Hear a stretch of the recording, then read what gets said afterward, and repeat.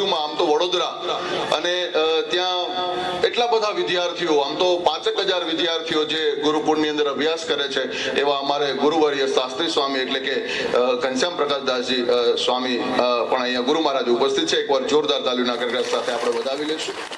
અમારે વડિયાથી પણ સ્વામી પધાર્યા છે, તેમજ અમારે વિશ્વવિહારી સ્વામી એટલે કે અમારે ગુરુકુળ એટલે કે વીરપુર ગુરુકુળ, અને આ બધા ગુરુકુળો એવા છે કે ભાઈ કાયમ માટે આ સંતોનો રાજીપો મારા ઉપર રહ્યો છે. એટલે સમગ્ર ગુજરાતના જે સ્વામિનારાયણ સંપ્રદાય છે, પછી નવું મંદિર હોય કે જૂનું મંદિર હોય, મારા માટે કોઈ વાળા જુદા નથી, અને મને બધાય સંતોએ એટલો બધો પ્રેમ આપ્યો છે, એ મારા માટે બહુ મોટી વાત છે. અને આમ તો સ્વામીજી અમારું કામ એટલું બધું, કારણ કે હું આ તકે લાલજી મહારાજને પણ યાદ કરું, જે ભગવાન સ્વામિનારાયણ શ્રીજી મહારાજ અને શ્રીજી મહારાજનો સીધો જ વારસો, એટલે કે 9મી પેઢીના વારસદાર ભગવાન સ્વામિનારાયણના 9મી પેઢીના વારસદાર એટલે અજેન્દ્ર પ્રસાદજી મહારાજ અને લાલજી મહારાજ. એ લાલજી મહારાજ પણ અમારા ગામની અંદર પધાર્યા હતા મારા દાદાના પુસ્તકના વિમોચનમાં. એટલે તમામે તમામ સંતોથી લઈ મહારાજશ્રી હોય, મહારાજ સાહેબ હોય, મહાસતીજી કોઈ પણ હોય, એ બધાએ ખૂબ પ્રેમ આપ્યો છે, અને મારા દાદાની એ રચના સાર્થક થઈ હોય એવું મને લાગે છે. કારણ કે દાન બાપુના દેવડે જાજો, એ માનવી ઉજળે મન, હાચ હૃદયે તમે હાથ કરો તો દુઃખના ટાણે દન. સંતોનો સ્વભાવ છે એવો, જનેતાની ગોદના જેવો. એક ડગલું મેં આગળ ભાડ્યા જનની થી જગ સંત, કારણ કે માં સુવડાવે અને સંત જગાડે અને ભેળવી દે ભગવાન. સંતોનો સ્વભાવ છે એવો, જનેતાની ગોદના જેવો. અને એમાં એક મારા દાદાએ સ્વામીજી એક એવું કીધું કે ભાઈ સંતો પાસે જાવું, પણ કઈ રીતે જાવું, એક એનો સ્વભાવ હતો. એટલે એક કડીમાં એને ચોખવટ ભર એટલું કીધું, કદાચ સંતો પાસે જવાનું થાય, એના ચરણોમાં જવાનું થાય, તો આટલું ધ્યાન રાખજો કે શું કે બાળ સ્વભાવી રાવત બની. હવે હું બાળક ન બની શકું, મારે કદાચ હું કરોડો રૂપિયા ઠલવું તોય બાળક ન બની શકું, પણ કઈ રીતે જાવું, સંતોના ચરણોમાં કઈ રીતે જાવું કે સ્વભાવથી તો બાળક બની શકી કે નહીં. એટલે કીધું કે બાળ સ્વભાવી રાવત બની જા અને માથડું ખોડે મેલ, જવાબદારી દે આવા સંતોને, પછી ખલક આખામાં ખેલ, પછી ખલક આખામાં ખેલ. એ સંતોની પણ અહીંયા હાજરી થઈ છે. એટલે હું વધારે સ્વામીજી બધા જેટલા મહેમાનો આવે છે બધાને હું કહું છું કે 3 દિવસનો પ્રસંગ છે, એમાં તમને મોજ આવે, તમને મજા આવે, એ ટાઈમે તમે આવી જાઓ તો પણ વધારે સરળ પડશે, અને મને વધારે સરળ પડે. સ્વામીજી બધા વારંવાર ઓલું થાય તો મારે સાચવવામાં, વિવેકમાં કાંઈ ખૂટવું ન જોઈએ, એવો ભાવ તો ખરો જ મારો કાયમ માટે કે ભાઈ આપણો વિવેક ન જવો જોઈએ. એટલે સંતોની પધરામણી થઈ છે, હું ખૂબ ખૂબ આભારી છું. અને મેં આમ તો વડોદરાથી તમને સ્વામીજી લાંબા કર્યા ઓલું થયો, એટલે એ પણ હું માફી માંગુ છું આપના ચરણોમાં કે મારે ન કરવું જોઈએ, પણ મારો એક ભાવ પણ હતો કે સંતો મારા ગામની અંદર પધારે. ગુજરાતના કોઈ સંતો એવા ન હોય કે હરધાર પરની રાવત બાપાની કૃપાથી ન પધાર્યા હોય, એવું ન બને. એટલે અને બીજી વાત એ કે હમણાં આમ તો પરમ દિવસે સ્વામીજીના મારો કાર્યક્રમ હતો, અને સ્વામીજી ભેગું હું 9મા મહિનામાં 3 મહિના લગી અમેરિકા જાઉં છું. એટલે એ વાત એ હાઈ ક્લાસ હારી છે. હા, એ ગામને બધાને તમે આ વાત મેન છે સ્વામીજી, મારે આ ગામને કેવું પડે ને, કારણ કે ગામ છે એ માવતર છે, અને 3 મહિના લગી અમેરિકા જાવ સંતો ભેગા, એટલે માવતરને પૂછીને જવું પડે. એટલે ગામને પૂછીને એની રજા લઈ અને તમારી ભેગું હું આવું છું, એમાં કોઈ વાંધો નથી આપણે. અને જમાવટ છે, હું તો પાછું ન્યુઝીલેન્ડ, ઓસ્ટ્રેલિયા, આફ્રિકા બધીએ જઈ આવ્યો છું, એટલે કઈ ઓલું નથી. પણ સંતોનો આશીર્વાદ અને તમારો રાજીપો કાયમ માટે છે, એ અમારા માટે બહુ મોટી વાત છે. વિશેષ કોઈ વાત ન કરતા અહીંયા સંતોની ઉપસ્થિતિ છે ત્યારે એમનું આપણે સન્માન લેવું છે. અને સન્માનનું પણ આયોજન પહેલી જ વહેલી મીટિંગની અંદર મેં ગોઠવ્યું હતું કે ગામની અંદરથી બધા જ લોકોમાંથી કોઈ સન્માનમાં બાકી ન રહી જવું જોઈએ, બધાને સન્માનનો પણ લાભ મળવો જોઈએ, એવું આયોજન પણ મેં ગોઠવ્યું છે. એટલે એ બધાને લાભ મળે એના માટે થઈ અને હું અશ્વિનભાઈ વીરડા પરિવારમાંથી અશ્વિનભાઈને વિનંતી કરું કે તેઓ અહીંયા આવે અને ગુરુવર્ય હાજર હોય તો પણ અહીંયા આવી જવાનું છે. રાત્રિના પણ એ જ રીતે આપણે જે મહેમાનો આવે સન્માન કરવાના છે, એની અંદર આવી જવાનું. સંકોચ પછી બીજી વાર નામમાં હું નહીં બોલું. એટલે હરેશભાઈ છૈયા કાના બાપુ, એને પણ વિનંતી કરું કે સંતો પાસે આવી અને ફૂલહારથી સન્માન કરે. તેમજ અમારે સતીશભાઈ બાબુભાઈ, હું એમને પણ વિનંતી કરું કે તેઓ પણ સ્વામીજીનું સન્માન કરે. તેમજ અરવિંદભાઈ, અમરસિંહભાઈ, હું એમને વિનંતી કરું કે તેઓ પણ અહીંયા આવે અને સન્માન કરે. તેમજ અમારે વિક્રમભાઈ સોનારા, એમને પણ વિનંતી કરું કે તેઓ પણ અહીંયા આવી અને સન્માન કરે.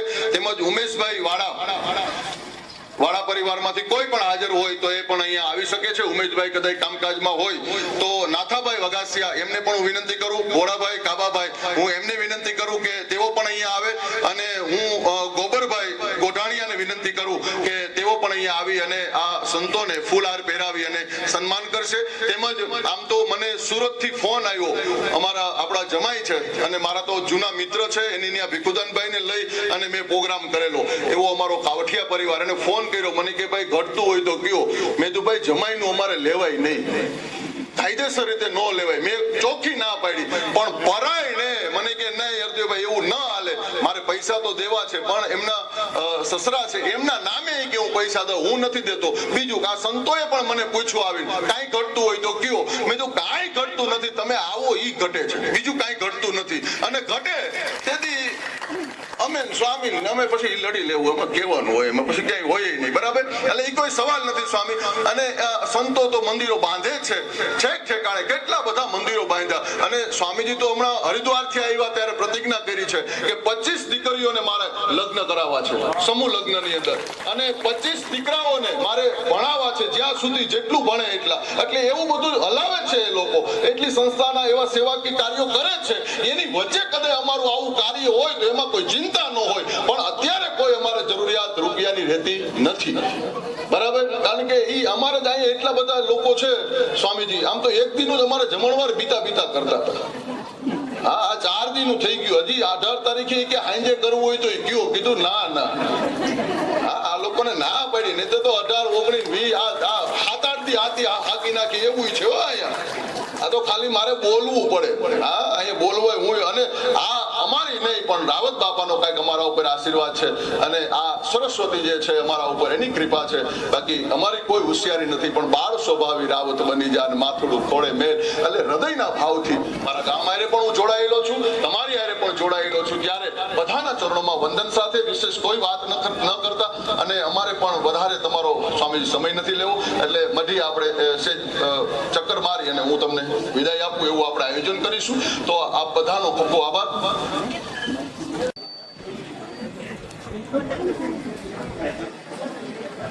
આજે સરદારપુરમાં આવીને તમારા બધાના દર્શન કરીને ખૂબ પહેલા તો આનંદ થયો.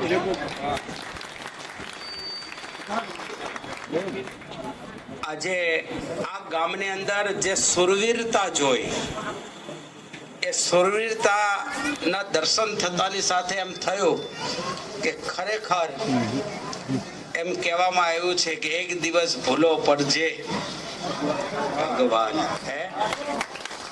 ખરેખર ભગવાને આપણને સૌને આ ચાન્સ આપ્યો છે.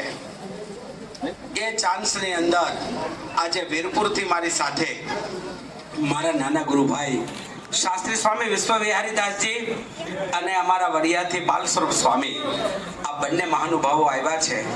તો સૌ પ્રથમ તો પ્રવચન પહેલા, આશીર્વાદ આપતા પહેલા હરદેવભાઈનું સન્માન કરવા માંગે છે, અને બંને જણા ઉભા થઈ અને હરદેવભાઈનું પહેલા સન્માન કરે. આવો જયેશભાઈ, તમે પણ પધારો. એમ જ કરો. બંને ભાઈઓ શક્તિ તો છે બરાબર, વિશેષ ભગવાન તમને શક્તિ આપે અને ખૂબ પ્રગતિ આગળ આ ગામની થાય ને આ ગામમાં રહેનારા બધાની થાય એવી અમે ભગવાનને પ્રાર્થના કરીએ છીએ. આજ વેદોક્ત મંત્રના ઉચ્ચારણ સાથે જ્યારે ભૂદેવ ભગવાન રઘુનાથજીને જ્યારે બોલાવી રહ્યા છે, યાદ કરી રહ્યા છે, અને અહીંયા ભગવાન પધારવાના છે, ત્યારે અમે સૌ ભગવાનને પ્રાર્થના કરીએ છીએ કે અને એ મંદિર બની ગયું અને એની અંદર ભગવાન રામ પધારવાના છે, ત્યારે તમારે બધાએ આજે એક નિયમ લેવાનો છે. લેવો ને? શું? કે રોજ ભગવાન રઘુનાથજીના મંદિરે એકવાર દર્શન કરવા જવું. જે બે હાથ જોડશે એના બધા જ સંકલ્પ ભગવાન રઘુનાથજી મર્યાદા પુરુષોત્તમ ભગવાન રામ પૂરા કરશે. આ સાધુ અહીંયા આવીને બોલ્યા છે, આટલું જો વચન તમે ખાલી તમારા દિલમાં ચોંટાડી રાખશો તો પણ તમારું તો રૂડું થાય. સાથે સાથે આ નાની વર્ગ, તમારો નાના બાળકો, એનું પણ જીવનું રૂડું થાય. એટલા માટે તમને આ વાત બતાવી છે. જે મરદેવભાઈએ વાત કરીને, હું દર વર્ષે લંડન જાઉં છું, અમેરિકા જાઉં છું, આફ્રિકા જાઉં છું, ત્યાં પણ મંદિરો કર્યા છે, ગુરુકુળો કર્યા છે. દર વર્ષે 15-20 છોકરા જોઈ અને ખરેખર ગદગદ છાતી ફૂલે છે. ભગવાન મર્યાદા પુરુષોત્તમ ભગવાન રઘુનાથજીને પ્રાર્થના કરો કે અહીંયા અમારા ભૂદેવો મંત્ર ઉચ્ચારણની સાથે જ્યારે ભગવાનને આવાહન કરી રહ્યા છે ત્યારે મૂર્તિ મટી જાય છો. તમે મૂર્તિ ભાવથી પગે લાગશો તો ક્યારેય સુખ નહીં મળે, પણ મૂર્તિમંત ભાવ મારા ભગવાન મર્યાદા પુરુષોત્તમ અહીંયા બિરાજમાન થઈ ગયા છે, એ મને જોવે છે, હું એને વંદન કરું છું, હું એમને પગે લાગુ છું, તો ચોક્કસ તમે જે પગે લાગશો, વંદન કરશો, જે વાત કરશો એ ભગવાન સાંભળશે. તમે બધાએ ભગવાન જોયા છે? જોયા છે. ભગવાન જોયા છે, જોયા છે, પણ ઓળખ્યા નથી. ભગવાન શબ્દનો અર્થ કોને કોને આવડે? કોઈ નથી આવડતો એવું નહીં. ભગવાન શબ્દનો અર્થ સમજી લો એટલે ભગવાનને બધા જ માને છે. કદાચ કોઈ વ્યક્તિ એમ કહેતો કે હું ભગવાનને માનતો નથી, પણ એ ખોટો હશે.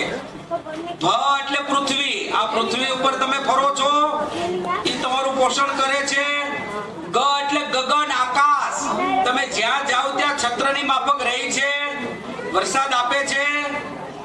ભ ગ વ એટલે વાયુ, પવન, પવન વગર રહી શકો છો. વ માં શું છે? અ એટલે અગ્નિ, સૂર્યનારાયણ અગ્નિ આપે છે કે નથી આપતા? અને ન કહેતા નીર એટલે પાણી. આ 5 તત્વનો જો કોઈ કોડ નંબર હોય તો એ ભગવાન. એ 5 તમે જોયા છે ને, એ 5 માંથી આ શરીરની રચના થઈ છે. એક પણ તત્વ એમાં ઘટે એટલે ડચકા ખાવા મળે. આ કરંટ આવે છે, એ દેખાય છે. આ માઇક વાગે એટલે ખબર પડે કે આમાં કરંટ આવે છે. દેખાતો નથી પણ આવે છે એ ખબર પડે છે. પણ જ્યારે સબસ્ટેશન માંથી એને બંધ કરી દેવામાં આવે તો એ કરંટ પાછો ક્યાં જાય? સબસ્ટેશનમાં જતો રહે. એમ ભગવાને આપણી અંદર આ કરંટ મૂક્યો છે. જે દિવસે એ ભગવાન આ કરંટને લઈ લે ને ત્યારે શું પડ્યું રહે? શરીર. પછી એમ થાય ખોખું, ઘર થાય ચોખ્ખું. શું કે આ ખોખાને જલ્દી ઉઠાવો તો શું વયું ગયું? આપણો જીવ અંદર ભગવાને જે કરંટ રાખ્યો હતો એ કરંટ આપણને, મને તમને ઈશ્વરે આપ્યો છે. શું કામ? કોકને હાથ જોડવા માટે, ક્યાંક માથું નમાવવા માટે, ક્યાંક સાચા દિલની વાત કરવા માટે. આ બધી જ વસ્તુ ભગવાન મર્યાદા પુરુષોત્તમ ભગવાન રામના ચરણમાં કરશો તો ભગવાન તમારા બધા જ મનોરથો પરિપૂર્ણ કરશે. અત્યારે વેદોક્ત મંત્રના ઉચ્ચારણ સાથે તમારા કાર્યનો પ્રારંભ કર્યો છે. અમને આ અવસર આપ્યો છે એ બદલ આ ગામના તમામ સભ્યોનું અને આ ભગવાન રઘુનાથજી મર્યાદા પુરુષોત્તમ રામના કાર્યમાં જોડાયેલા તમામ વ્યક્તિનું અમે ઋણી છીએ, આભાર માનીએ છીએ. જય સ્વામી.